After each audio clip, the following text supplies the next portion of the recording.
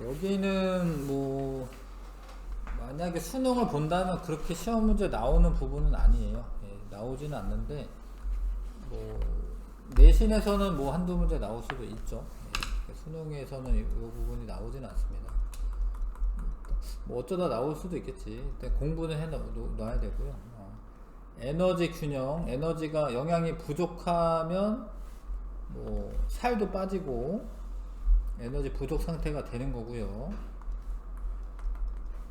그럼 에너지가 부족하면 단백질이나 지방을 분해하여 에너지를 얻습니다. 체중이 감소하고 심하면 영양실조나 생장장애 등의 이상이 나타날 수 있어요.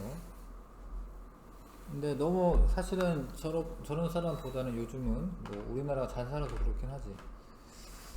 영양 과다가 더 많죠. 예, 영양 과다가 많습니다. 먹는 게 더 소비량보다 더 많아서 영양 과다 상태가 되면 체중이 증가하고 심하면 비만이 된다.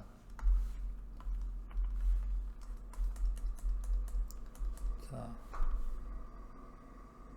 그 다음에 이제 기초 대사량이라고 하는 거는 운동이나 특별한 활동을 하지 않더라도 호흡이나 심장박동, 체온 유지 등 생명 유지 활동에 에너지를 소비하는데 그런 에너지를 기초대사량이라고 합니다. 기초대사량. 기초대사량은 체중이나 키, 체구성 성분, 성별, 나이, 호르몬에 따라 달라집니다. 근데 요즘 시대는 아무튼 기초대사량이 많은 게 좋아요. 왜냐면 그래야지 밥을 먹어도 살이 잘 안 찌니까. 근데 기초대사량이 많으려면 뭐 기본적으로 근육이 좀 많으면은 기초대사량이 많습니다. 운동을 해 놓으시는 게 좋고, 활동대사량은 특별한 활동을 해요. 뭐 육체적, 정신적 뭐 이런 활동을 합니다. 그럴 때 에너지가 소비되는데 그거를 활동대사량이라고 한다. 활동대사량은 체중, 키, 활동의 종류 및 강도, 지속 시간에 따라 달라집니다.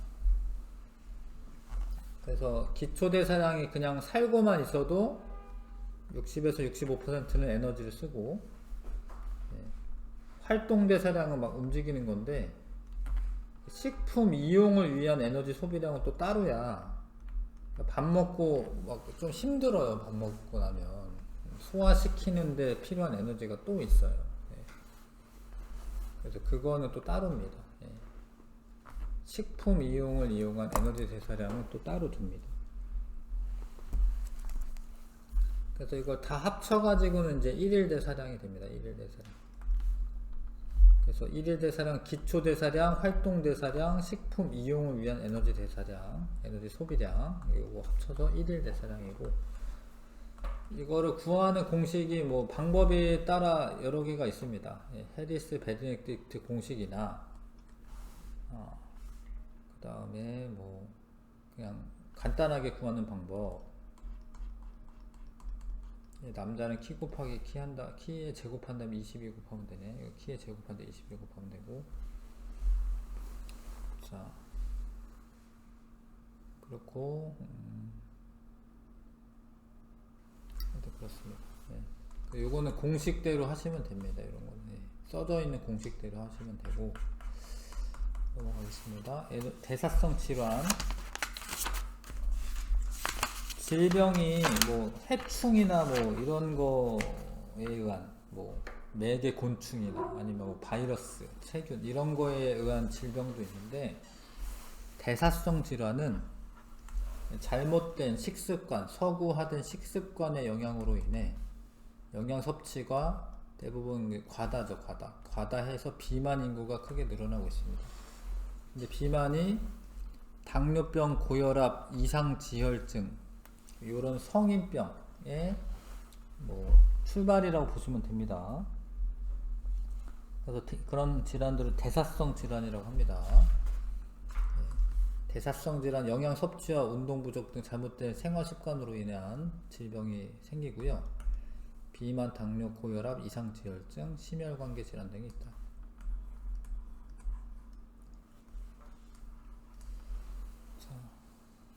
대사성 증후군은 심혈관계 질환을 일으키는 위험 요소인 비만, 고혈당, 고혈압, 이상지혈증 같은 대사성 질환이 한 사람에게 동시에 나타나는 거, 그런 거를 증후군이라고 합니다. 대사증후군이라고 한다. 그래서 동시에 나타나는 경우가 대부분이죠. 비만인 사람이 뭐 당뇨병도 위험이 있고요. 혈압도 높아지고요. 동시에 나타납니다. 자, 그래서 막 고혈압이고 공복 혈당량이 이렇게 막 혈당량이 높은 거죠. 고혈당이고 이상지혈증, 중성지방 과다, HDL 콜레스테롤 부족. HDL 콜레스테롤은 지질과 단백질의 복합체인 지단백질인데, 요런 거는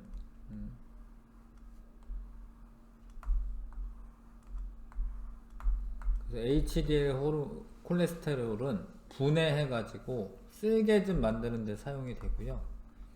그래서 얘는 좋은 콜레스테롤이라고 보시면 되고, HDL은. 근데 그게 부족하다라는 게 문제인 거야. 그게 좋은 게 부족하다라는 거고요. 또 요런 대사성 증후군 진단하는 기준이 있습니다. 자, 그래서 대사성 질환은 비만이 있고, 첫 번째 비만이 있고요. 그 비만인 사람이 제2형 당뇨병이 걸릴 수가 있습니다. 근데 이 2형 당뇨병은 인슐린이 없어서 문제가 아니라 인슐린의 저항성이 발생하고 고혈당으로 나타나서 심해지면 제2형 당뇨병이 되는 건데, 인슐린은 있는데 효과가 떨어지는 거예요. 혈당이 계속 높다 보니까 인슐린이 있어도 걔네를 글리코젠으로 바꿔놓지 않는 겁니다. 그래서 혈당량이 높아지는 거죠.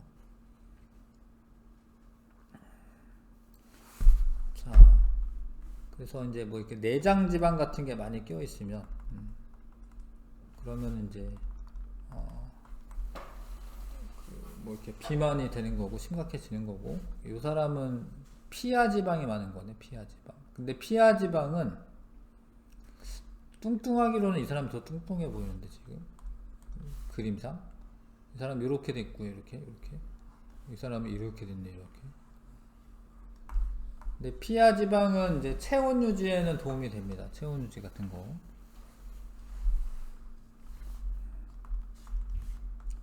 이걸 뭐 조절할 수 있나? 내장 지방이 많이 끼는 음식이 있고 피하 지방이 많이 끼는 음식이 있나 따로?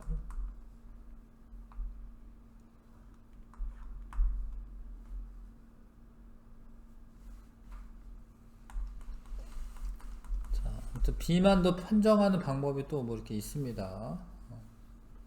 요거는 이제 요 방법대로 하시는 겁니다. 요 방법대로.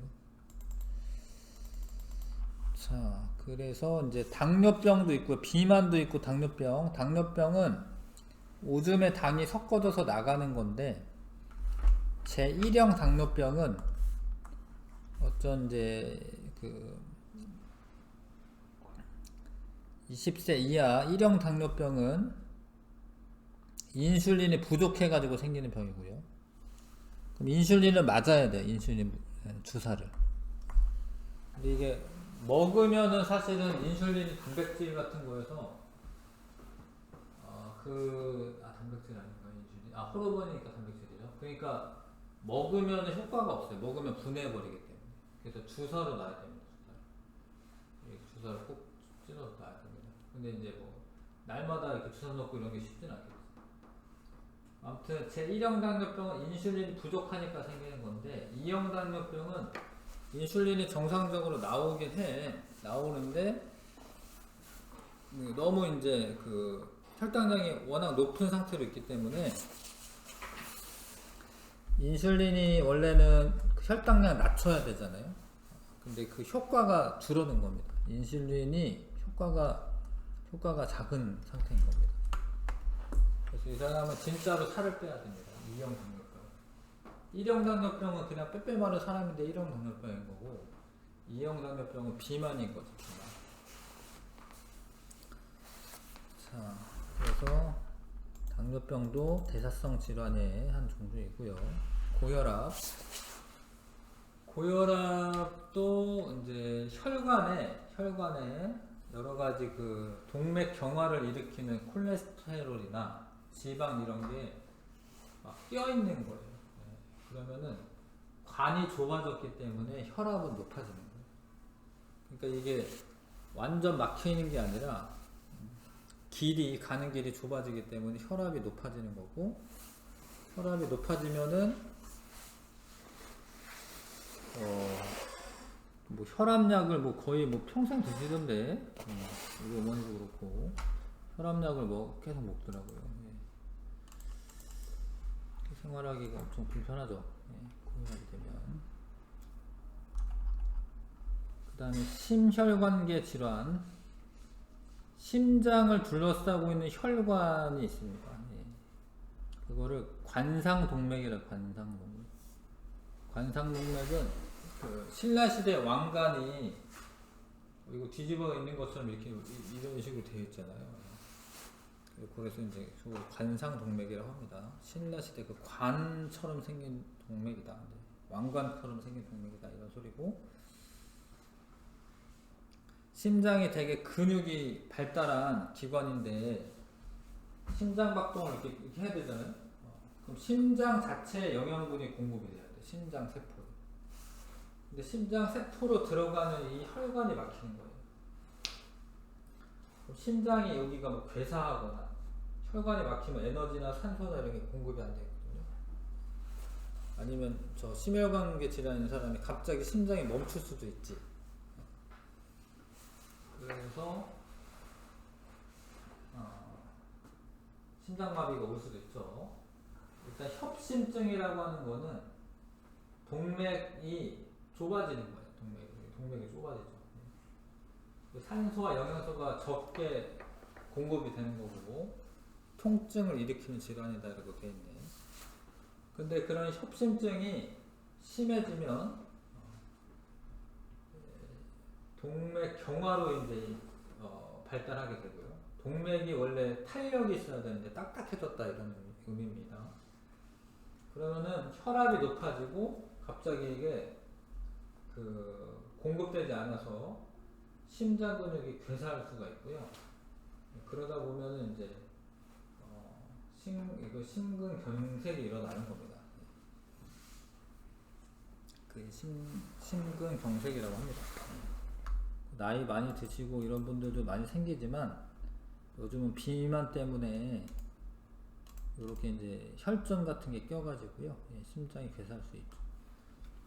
그래서 이제 당뇨병이 무서운 건데, 예, 당뇨병 걸린 사람도 이제 손끝에 혈액이 공급이 잘 안 되면 손끝이 썩을 수도 있어요. 손을 자르거나 이래야 되기도 해요. 당뇨병 걸렸는데. 그 다음에 뇌졸중은 뇌혈관이 막히거나 터져서 뇌 손상을 일으키는 거고요. 뇌경색은 뇌혈관이 혈전에 의해 갑자기 막혀 뇌 산소와 영양소가 공급되지 않아 뇌 조직이 괴사하는 질환이다. 뇌경색이라고 하고요. 고혈압은 뇌출혈, 고혈압 등으로 인해 뇌 분포하는 혈관이 터져가지고 혈액이 고이면 뇌출혈이라고 합니다.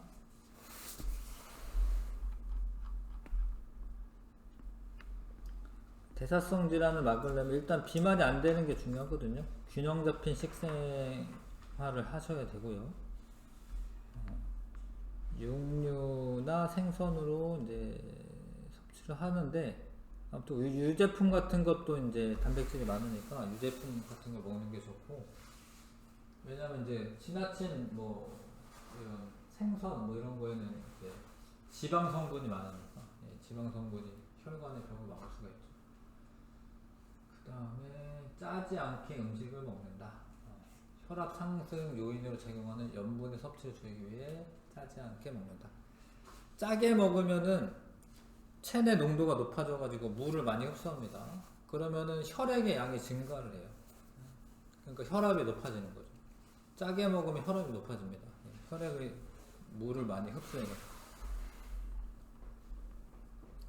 규칙적인 운동 해야 되고, 부정적인 생활 습관 개선해야 되고요.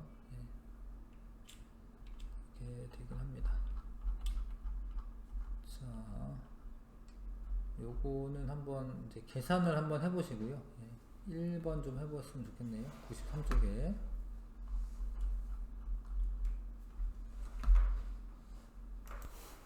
얼마, 1번에 얼마 나오죠, 혹시? 계산하는 건데, 이건 다. 2450. 맞아, 2450kcal 나오고요.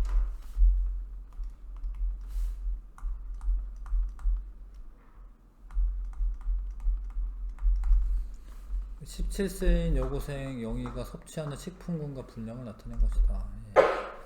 그럼 1일 에너지 섭취량은 2450이 되는 거죠, 그죠? 킬로칼로리 쓰시면 되고. 근데 그 영희의 에너지 섭취량을 어떻게 조절해야지 건강을 유지할 수 있냐라고 되어 있는데, 근데 요거를 이제 계산을 해야 되잖아. 이 사람이 쓰는 거를 계산해야 되잖아요.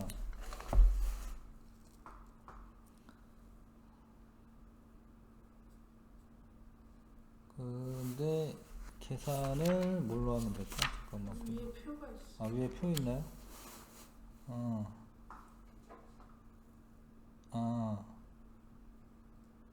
그냥 그대로 딱 나와있네. 2000으로 나와있네. 2000. 그럼 450kcal를 더 섭취하는 거잖아. 에너지 섭취량을 줄여야겠죠. 에너지 섭취량을 줄인다. 아니면 더 운동을 막 하든가. 자, 넘어가겠습니다. 95쪽이고요.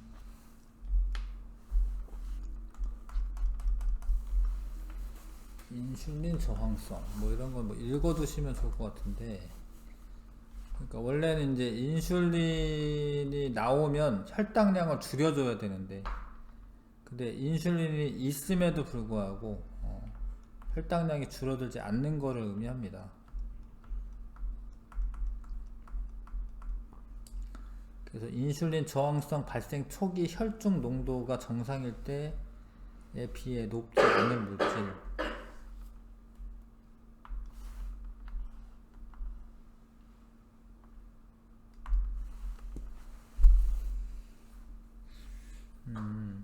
뭐 이건 뭐 위에 읽어봐야겠네요. 그러니까 하여튼 인슐린 저항성이 나타날 때 조직에서 간으로 콜레스테롤을 운반하는 HDL의 혈중 농도가 감소한다.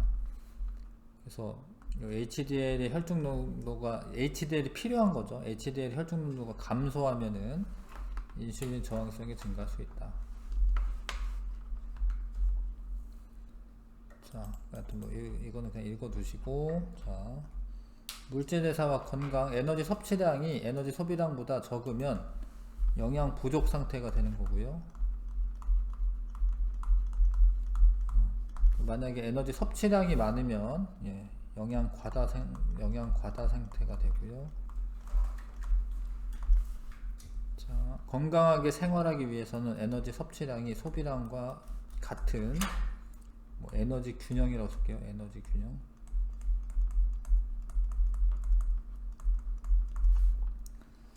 자, 그 다음에 생명 유지를 위한 기본적인 생명 활동에 필요한 최소한의 에너지 양은 기초 대사량이라고 하고, 활동 대사량 각종 활동에 필요한 에너지고, 근데 식품 이용을 위한 소비량이 또 있어요.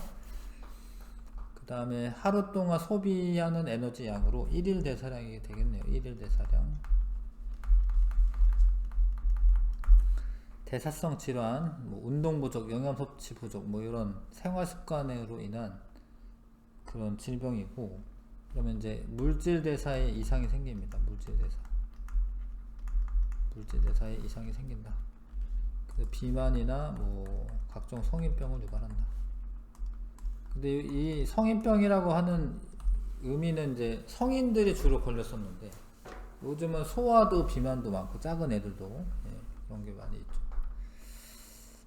그래서 대사 증후군은 이제 한꺼번에 동시에 나타나는 거고요. 대사성 질환의 종류, 체지방이 과다하게 쌓인 상태이다. 비만. 다른 대사성 질환의 영향에 걸릴 그 위험이 높아지죠. 그 다음에 당뇨병 의미하네. 8번은 고혈압 있고요.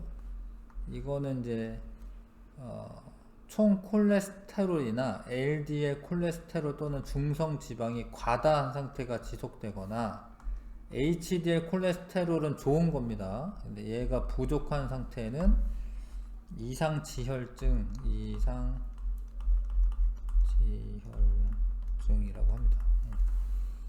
심혈관계 질환 중에 동맥 내벽에 그 콜레스테롤과 중성 지방 등이 쌓여 동맥이 좁아지고 탄성을 잃는다. 동맥 경화가 됩니다. 동맥 경화. 동맥이 딱딱하게 된다. 관상 동맥이 동맥 경화로 좁아져 가슴이 조이는 듯한 통증을 일으키는 질환은 협심증이라고 합니다. 협심증. 가슴을 조이는 듯한 통증 일으키는 것은 협심증이고, 동맥 경화로 좁아진 관상 동맥이 혈전에 의해 막혀 심장 근육이 괴사한다. 이런 거는 이제 심근경색이라고 하고요. 뇌혈관이 막히거나 터져서 심장 기능이 이상이 생긴다. 동맥 경화로 좁아진 혈액이 혈전에 의해 막힌다. 그래서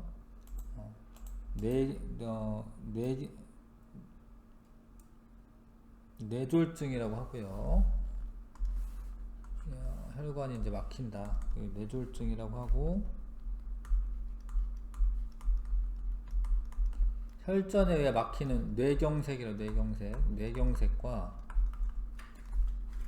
혈관이 터져 발생하는 뇌출혈, 그거 합쳐가지고 뇌졸중 이렇게 얘기합니다.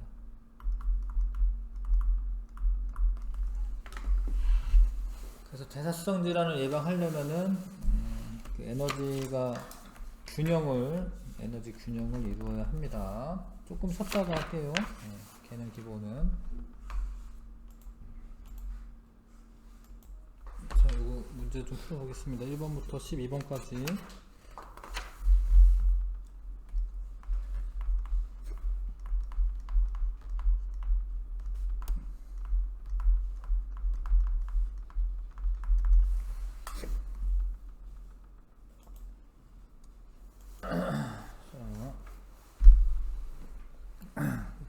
아무튼 영양 섭취량과 소비량이 가하면 소비량이 많은 거니까 이거는 이제 부족한 거죠. 섭취량이 부족한 겁니다. 그래서 가는 영양 부족이 되는 거고,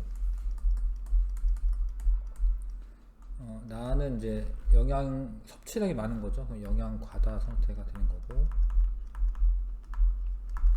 가와 나 상태가 오래 지속되면, 가 같은 경우에는 영양이 부족한 상태가 지속되면 체중은 감소할 거고요. 나는 이제 증가하겠죠. 체중 증가합니다. 그 다음에 하루 동안 소비하는 에너지는 1일 대사량이라고 합니다. 1일 대사량.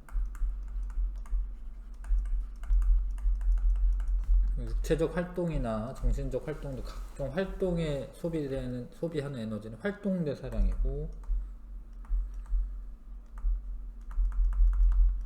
음식물을 소화 흡수하는 데도 에너지가 많이 듭니다.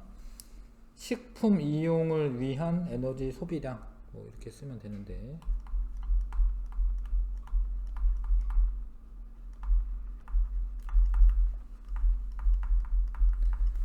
에너지 소비량. 이런 거는 기본적인 생명 활동을 유지하는 데 필요한 최소 에너지를 기초 대사량. 기초 대사량이 늘어나야지 좀 살이 잘 안 찝니다. 운동을 많이 해놓으면 기초 대사량이 늘어나서요 살이 잘 안 찝니다. 여기는 이제 기초 대사량 쓰면 되겠네요.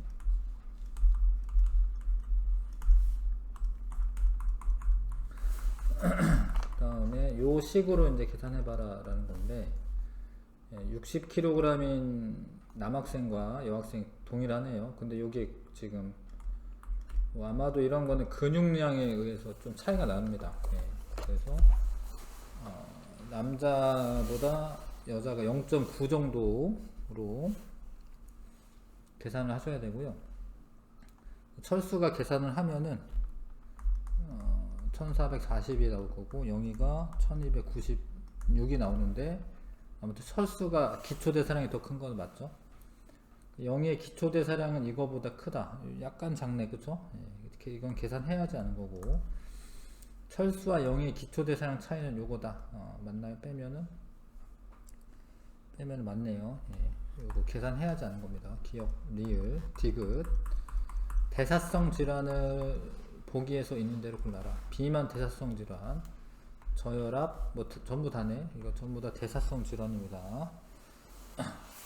감염에 의한 질병이거나 유전에 의한 질병이 아니죠. 이거는 잘못된 식습관에 의한 질병입니다. 기억력. 저혈압도 됐었어. 저혈압은 아니네. 미안. 고혈압이 아니라 저혈압이구나. 저혈압은 대사성 질환은 아니고요. 뭐 신장 기능이 약하거나 이러면 저혈압에 걸릴 수 있습니다. 니은 제로 빼주시고요. 그 다음에 대사 증후군을 진단하는 기준으로 옳은 거, 혈압이 기준치 이상일 때, 뭐 고혈압, 공복 혈당 기준치 이상일 때, 혈당량이 높은 거는 이제 뭐 당뇨병의 위험이 있는 거고요. 아무튼 이것도 기준에 들어갑니다. 혈중 중성 지방이 기준치 이상일 때, 이것도 맞습니다. 근데 HDL 콜레스테롤은 이거는 뭐 아무튼 좋은 겁니다. 얘는 HDL 콜레스테롤이라고 하는 거는 얘가 많으면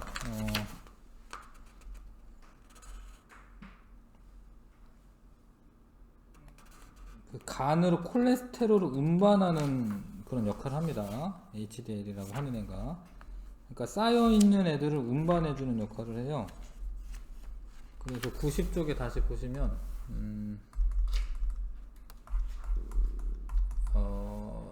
LDL 저밀도 지단백질 콜레스테롤은 HDL 콜레스테롤과 반대로 간에서 조직세포로 콜레스테롤을 운반하는데, 근데 조직세포를 운반하다 보면은 그게 혈관벽에 쌓여가지고 좁게 만들고 고혈압과 동맥경화를 유발할 수가 있어요. 그래서 LDL 콜레스테롤은 나쁜 콜레스테롤이고, 근데 HDL 콜레스테롤은 간으로 운반해 줍니다.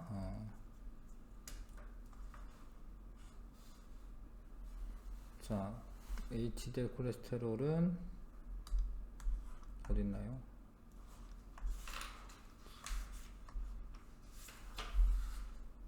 그런 말은 없네. 여기는 HDL 콜레스테롤은 지방을 간으로 운반해 줍니다. 그러니까 혈관에 쌓여 있는 것들을 청소해 주는 역할을 하는 거죠. 여기 아까 문제푸다 있었는데 HDL 간으로, 조직에서 간으로 콜레스테롤을 운반하는 HDL, 이런 얘기가 있죠. 그러니까 HDL 콜레스테롤은 좋은 겁니다. 88쪽에 있어요.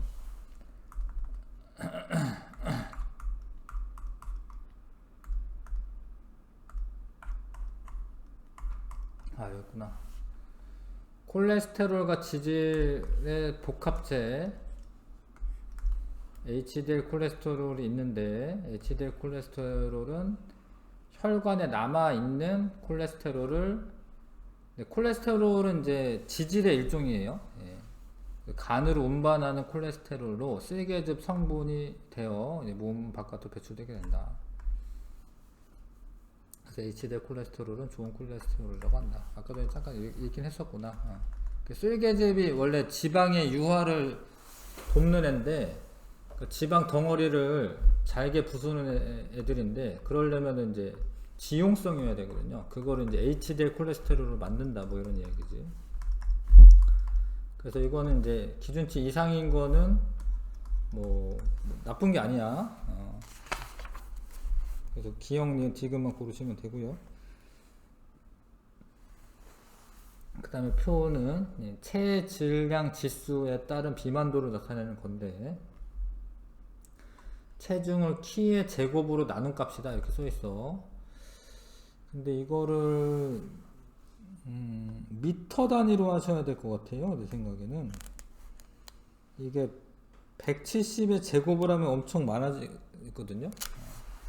그러니까 이게 170을 이게 단위가 없기 때문에, 근데 이거를 키의 제곱으로 여기 미터 써 있구나. 하여튼 미터 단위로 하셔야 돼. 그래서 70을 1.7의 제곱으로 나눠 주셔야 되고, 그럼 이거 해야 됩니다. 그럼 대략 24.2가 나오는데 그러면 이제 과체중에 걸리는 거죠, 이 사람은. 그러니까 이제 체중, 그러니까 이게 클수록 요 BMI라고 하는 값이 클수록 비만인데, 요거는 이제 분자가 커지면은 비만이겠지, 그쵸? 근데 체중이 많이 나가더라도 키가 큰 사람은 비만이 아니겠죠? 그러니까 지금 잘 보시면, 요 기준값, 요 25보다 더 크면 과체중이 되고, 이제 비만이 가까워지는 거죠. 25 이상이면 비만이네요. 자기가 요런 건 간단하니까 해봄직하네. 체중을 키의 제곱으로 나눴을 때 얼마인지 해보시면 되겠네요. 궁금한데 선생님 해볼까요? 잠깐. 요즘에 살이 많이 빠졌는데 한 68 정도 나가는데 1.74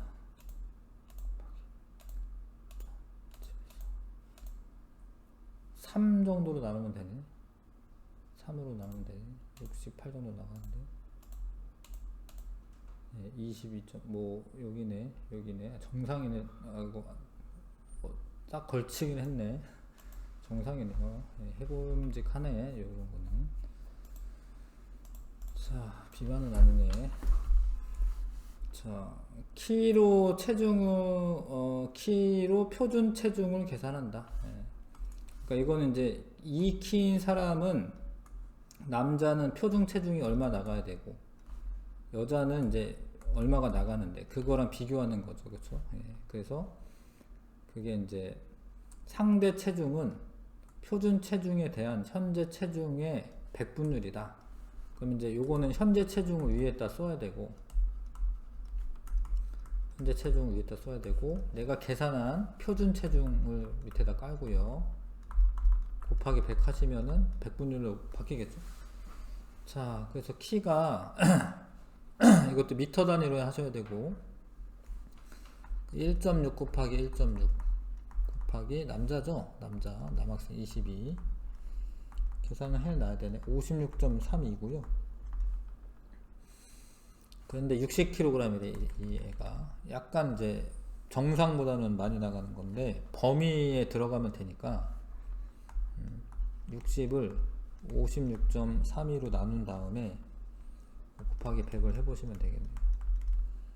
곱하기 100을 하면 이게 106.5 정도 나오는데, 그러면 110 미만이기 때문에 정상이겠죠? 철수는 정상. 근데 여학생 같은 경우는 지금 여기 21을 곱해야 됩니다. 그렇죠? 여학생은 표준 체중이 53.76kg 나와야 돼. 53.76kg 여기는. 근데 지금 60이 나가고 있습니다. 그래서 상대 체중은 이걸로 나눈 다음에 곱하기 100 하면 돼요. 그러면 이제 111.6이네. 상대 체중은 111.6이고 비만도는 111이 넘었기 때문에 과체중으로 이제 판단하면 됩니다.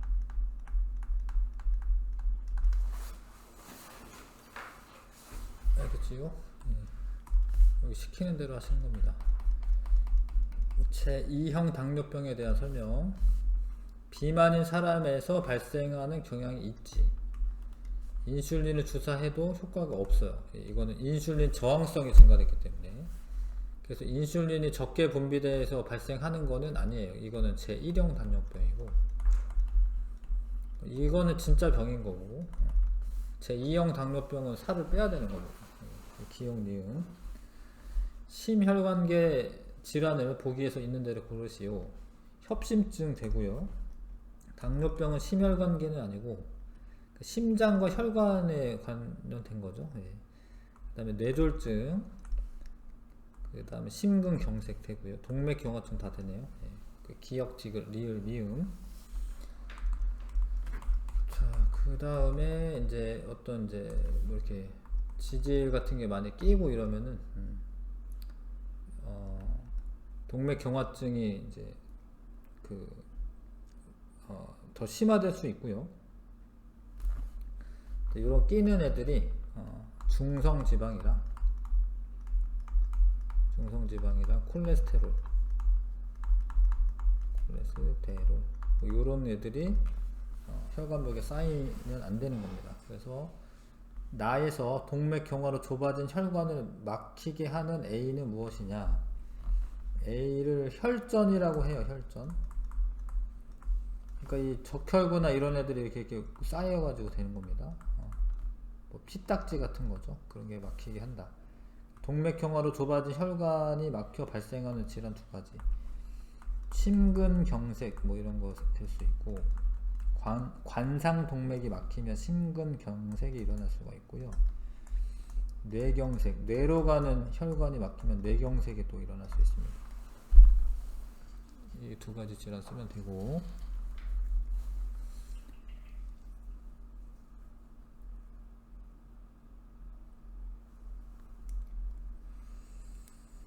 그 다음에 12번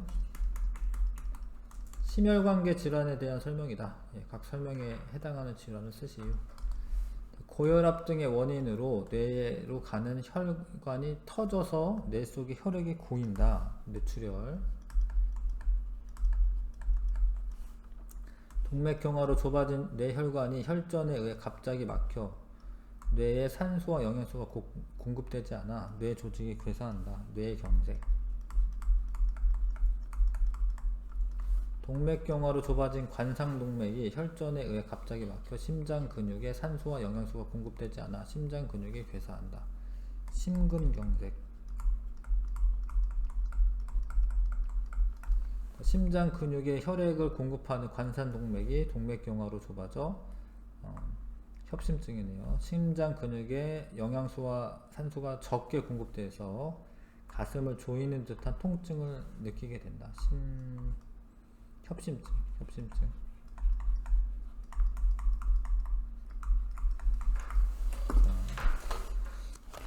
여기까지 하고, 요거는 개념 적용은 하지 않을게요. 요거는 나중에 시험 때 해보셔도 되고, 요거는 여기까지만 하겠습니다. 요 단어는 이거 나중에 해보셔도 됩니다. 이건.